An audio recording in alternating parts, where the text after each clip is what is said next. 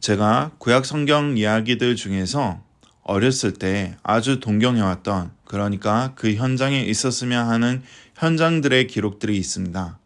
하나는 엘리야 선지자와 이스라엘 사람들 앞에서 하나님께서 직접 살아계시다는 것을 제단에 불을 보내셔서 보여주신 그 사건이 그 중에서 하나인데요. 그래도 뭐니 해도 저는 하나님의 인도하심을 받으며 살아가는 그 광야의 그 생활이 아마 제일 몸소 겪고 싶은 구약 성서에서의 기록이 아닐까 합니다. 분명히 그 광야의 길은 힘들 것입니다. 하지만 사랑하는 아름다운 교회 성도 여러분, 몸소 하나님의 인도하심을 볼 수 있다면 그 광야에서의 삶이 과연 헛되다고 할 수 있겠습니까? 저는 그렇지 않다고 봅니다. 오히려 저는 지금의 현실 속에서 너무나도 안타까움을 느낄 때가 많은 것 같습니다. 특히 하나님께서 분명히 인도하시고 계시는데 그 인도하심을 못 느끼고 그저 지나치는 제 자신의 모습에 너무 화가 날 때가 더 많은 것 같습니다. 그렇지 않습니까? 하나님의 인도하심을 언제 깨닫게 되는 것을 많이 느끼십니까? 삶을 돌아볼 때가 아니겠습니까? 특히 더더욱 큰 일을 겪을 때, 그럴 때에 우리는 비로소 하나님의 인도하심을 느낍니다. 그리고 하나님께 그 일 후에 감사를 드립니다. 하지만 과연 그때만 하나님께서 인도하고 계셨을까요? 우리는 어쩌면 이 광야에서 삶을 살아가야 하는 이스라엘 사람들보다 하나님께서 인도하고 계시지 않다고 생각할 때가 더 많지 않았겠습니까? 그리고 더 많지 않습니까? 그래서 질문을 해봅니다. 광야에서의 삶을 살게 되는 이스라엘 사람들에게는 과연 그럴 때가 있었을까 하고 말입니다. 구름 기둥과 불 기둥이 머물 때에 성막을 펼쳐 그 자리에 머뭅니다. 구름 기둥과 불 기둥이 이동할 때 그것을 따라 움직이는 그런 삶을 사는 이스라엘 사람들은 과연 하나님께서 인도하고 계시는구나 라는 생각이 저절로 들었을 것 같습니까? 아니면 인도하지 않다는 그 생각을 하고 있었을까요? 아니, 오히려 하나님께서 그들을 인도하고 있지 않다는 생각을 할 수가 없었을 것입니다. 왜냐하면 그들은 볼 수가 있었습니다. 느낄 수 있었습니다. 그리고 체험할 수 있었습니다. 그리고 더 나아가서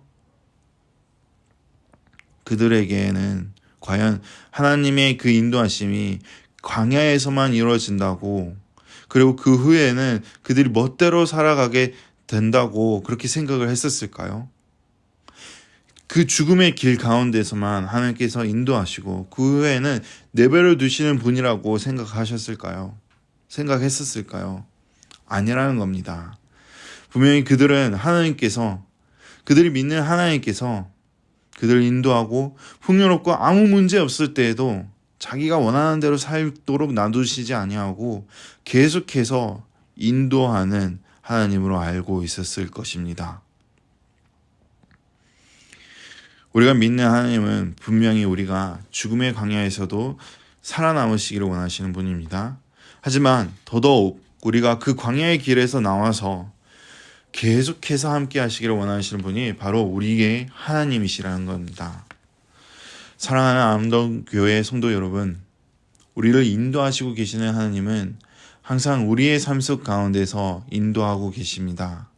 아무리 우리의 삶이 죽음과 절망과 슬픔만 있는 것처럼 보여질지라도 그분은 계속해서 우리를 인도하고 계시는 분입니다. 더 나아가서 그렇게 어두운 광야를 지나 젖과 꿀이 흐르는 땅에 도착했을 때에도 우리가 믿는 그 살아계신 하나님은 우리를 그곳에서도 인도하시는 분이라는 것입니다. 그것을 잊지 않는 저와 여러분들이 되시기를 기도합니다. 자, 그런데 문제는 우리가 살아계신 하나님의 인도하심에 순종하는 자세로서 나아가고 있는지, 하나님의 음성에 우리가 귀를 기울이고 있는지, 또는 마음의 문을 열어 살아계신 하나님의 인도하심을 의지하고 받아들이며 살고 있는지를 확인해야 한다는 것입니다. 특히 오늘 읽은 민수기 본문에서는 계속해서 여호와의 명령을 따라라는 이 부분이 반복적으로 나타납니다. 어떤 학자들은 이것을 단순한 기록이 아니라 하나의 문학적 산문으로 보는 것이 맞다고 합니다. 그렇다면 그 산문을 통해서, 그 기록을 통해서 민수기 기록자가 무엇을 고백하고 있는 것이겠습니까? 분명 민수기 기록자는 이것을 강조하고 있는 것일 겁니다. 광야에서 이스라엘 사람들이 살아남을 수 있는 방법은 오직 여호와 하나님의 명령을 따라서야지만 살 수 있다는 것을 강조하고 있는 것입니다. 더 나아가서 그 광야에서 살아남을 수 있도록 자신의 백성들, 그 하나님의 백성들을 하나님께서 직접 인도하시고 함께 하셨다는 것을 고백하고 있는 것입니다.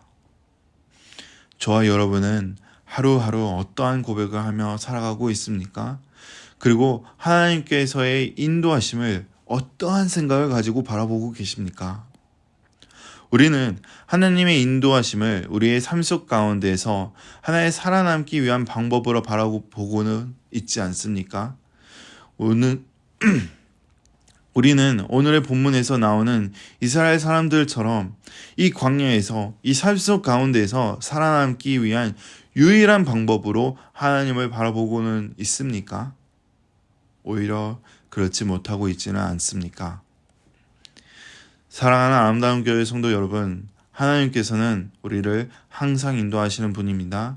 하지만 더 나아가서 우리가 또 기억해야 할 것은 이 죽음의 광야, 이 죽음이 군림하는 이 불완전한 세계에서 정말로 살아남기 위한 방법은 여러 가지의 방법이 있지 않다는 것입니다. 진정한 사랑과 진정한 소망을 발견하며 이 죽음의 광야에서 살아남을 수 있는 유일한 방법은 살아계신 하나님을 의지하며 살아가는 방법밖에 없다는 것입니다. 그리고 오늘날 그 방법을 우리 삶 속 가운데서 진짜 적용한다면 무엇이겠습니까? 그 방법이 과연 무엇입니까? 바로 예수 그리스도입니다. 바로 복음입니다. 우리는 그 복음을 마음에 새긴 사람들입니다. 그리고 살아계신 하나님을 아바 아버지라고 부를 수 있게 되었습니다. 그러한 우리가 이제는 하나님의 명령을 따라 살아가야 하는 것은 당연한 게 아니겠습니까? 서로 사랑하라는 것은 물론이며 이 복음을 가지고 땅끝까지 가서 증인으로서의 삶을 사는 것, 하나님께서 지금도 우리의 삶 속 가운데서 인도하고 계심을 몸소 보여주는 삶을 사는 것, 그것이 오늘날의 광야에서 하나님의 사랑을 잊어버린 세상 속에서 살아가고 있는 하나님의 백성들의 모습이어야 하지 않겠습니까? 사랑하는 아름다운 교회 성도 여러분, 저와 여러분 모두가 하나님의 사랑을 잊어버린 저 세상 안에서 살아남을 수 있는 유일한 방법은 우리가 하나님께 받은 사랑, 바로 유일하신 방법이 되시고 유일하신 생명의 길이신 예수 그리스도를 의지하며 그 인도하심을 믿으며 살아가야 하는 그 방법 말고는 무엇이 더 있겠습니까? 저와 여러분이 오직 주 예수 그리스도만이 오직 살 길이라는 것을 기억할 수 있기를 기도하겠습니다. 살아계신 하나님의 인도하심에 따라서 사는 것이 유일한 방법이라는 것을 인지할 수 있기를 기도하겠습니다.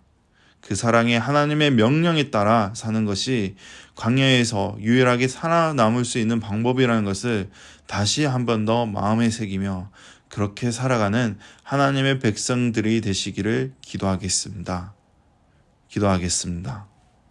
살아계시고 저희의 삶 속 가운데에서 항상 인도하고 계시는 주 하나님 아버지, 오늘 주신 말씀을 통해서 우리가 이 광야 속에서, 이 세상 속에서 살아가는 마음가짐, 태도, 그리고 살아남기 위해서 어떠한 방법을 생각하며 살아가고 있는지를 돌아보았습니다.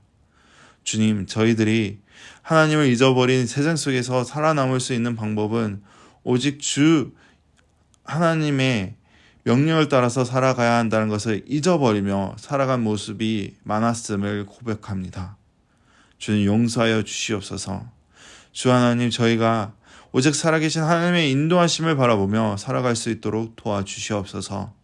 주님의 명령을 따라 살지 않으면 방법이 없다는 것을, 주 예수 그리스도밖에 없음을 기억하며 몸소 그 인도하심에 순종하는 저희들이 되게 도와주시옵소서. 그리하여서 정말로 복음의 증인으로서의 삶을, 하나님의 백성의 삶을 잘 감당하여 하나님을 잊어버린 이 세상에게 살아계신 하나님을 나타내는 삶을 살게 해 주시옵소서. 지금도 저희의 한 걸음마다 함께 하시며 인도해 주시는 주 예수 그리스도의 이름으로 기도합니다. 아멘.